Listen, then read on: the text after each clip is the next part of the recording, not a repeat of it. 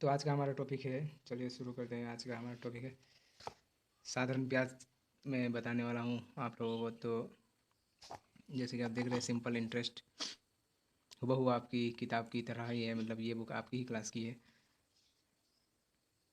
तो मुझे लगता है कि आपको इस चैप्टर के से थोड़ा ना थोड़ा रूबरू तो जरूर होंगे, पर भी मैं बताना चाहूँगा कि मूलधन उसे बोला जाता है जो हम लोग पैसा बैंक में जमा करते हैं या किसी से उधार लेते हैं, उसे मूलधन बोला जाता है, जो हम लोगों का अपना पैसा होता है।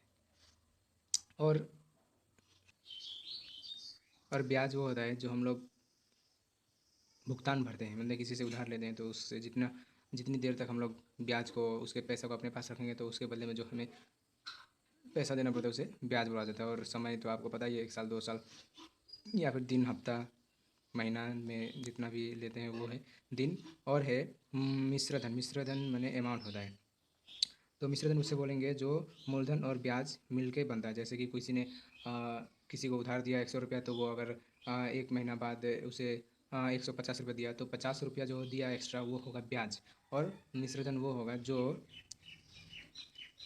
100 रुपया और वो जो ब्याज दिया 50 रुपये, उन दोनों को जोड़ कर जो निकलेगा वो होगा मिश्रधन अमाउंट। तो प्रिंसिपल का अर्थ है मूलधन, और टाइम माने समय होता है, और रेट माने ब्याज दर, किस दर पे देते हैं। जितना ज़्यादा दर, ब्याज भी उतना ही ज़्यादा होगा। तो सबसे पहले मैं कहना चाहूँगा कि आप जब भी किसी भी बुक का कोई भी चैप्टर शुरू करते हैं तो डायरेक्ट उसकी प्रैक्टिस सेट मैंने जहाँ से प्रश्न शुरुआत होती है वहाँ मत जाइए। पहली उसकी पहली पन्ना जो आपसे रूबरू कराती है उस चैप्टर के बारे में, तो उनको पढ़ना बहुत ज़रूरी है। तो आशा करता हूँ कि जब भी आप शुरू करेंगे तो ये यहाँ जो एक उदाहरण दिए रहे हैं उनको पढ़ लीजिएगा। उसके बाद आपको ये चैप्टर 100% समझ में आएगी। तो शुरू करते हैं हम लोग। तो सबसे पहले इधर आप लोगों को कुछ प्रश्न दिया हुआ है ये बनाने के लिए, यहाँ स्वयं करो लिखा हुआ है जो आप समझ सकते हैं। तो देखिए, यहाँ आप लोगों को कुछ एग्जांपल दिया है जो आप लोगों को सॉल्व करना है। तो यहाँ देख सकते हैं, मूलधन 600 रुपये दिया है, समय 1 वर्ष और वार्षिक ब्याज दर 5%। फिर दूसरा 1800 है, मूलधन 1 वर्ष है, समय और ब्याज की दर दिया हुआ है जो रेट बोला जाता है इंग्लिश में। तो आपको कुल ब्याज निकालना है, इसका मतलब है ब्याज निकालना है। कुल ब्याज या ब्याज एक ही है। अगर कुल ब्याज बोले तो मिश्रधन मत निकालिएगा, वो मिश्रधन अमाउंट होता है। तो जैसा कि पहले वाला आपने देखा, तो मैं चाहता हूँ कि आपको पूरी तरीके से इस चैप्टर समझ में आए, तो मैं एक बना देता हूँ, आप देख सकते हैं। देखिए, मूलधन का मतलब है प्रिंसिपल। तो प्रिंसिपल हम लोग को दिया हुआ है 600 रुपया, आप अपने बुक पे भी देख सकते हैं। और समय दिया हुआ है 1 वर्ष।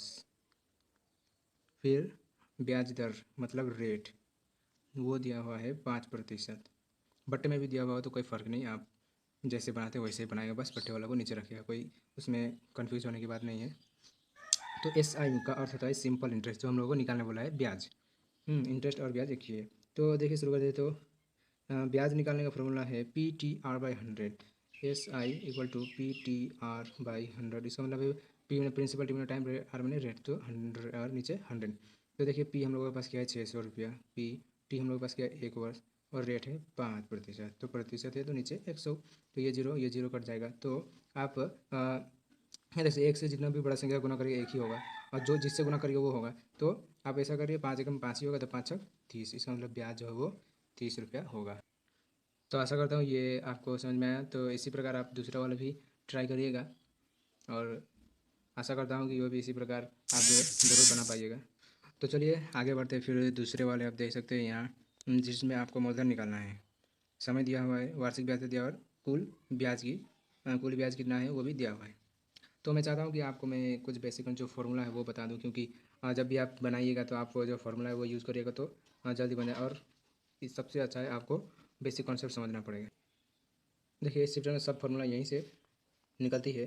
तो आपको जब भी रेट निकालना बोला जाए तो क्या करेगा, ये ऊपर है क्रॉस गुना होता है, इसके अंदर कुछ मतलब एक है, जब बराबर होता है तो क्रॉस गुना होता है। तो आर जब निकालना हो तो क्या होगा, SI सिंपल इंटरेस्ट मैंने ब्याज गुना 100 बट्टे आर इधर आ गया तो क्या होगा, ये P मैंने मूलधन P×T हो जाएंगे। तो इससे आर मैंने रेट निकल जाएगा हम लोग। तो और एक दूसरा होता है, जब हम लोग को अमाउंट निकालना बोला हो, मिश्रधन निकालना बोले, तब हम लोगों को क्या करना है, P मैंने मूलधन में ब्याज जो SI होता है उसे जोड़ देना है। बस इतना ही इस चैप्टर का फॉर्मूला। और जो भी है यहाँ से P निकालने बोलते हैं, यहाँ P रखेगा SI और R नीचे चला जाएगा, और T, तो T निकालना होगा तभी भी वैसा ही होगा। तो तीनों की फॉर्मूला यही है, और बस एक मिश्रधन जब निकालने बोले तो ये आप लोगों को ये यूज़ करना है।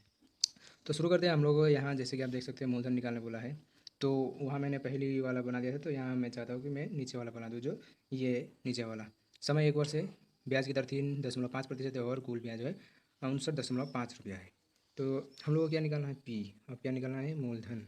और हम लोगों को पी निकालना हो तो हाँ देखिए पी यहाँ है, तो हम लोग क्या करना है, मूलधन।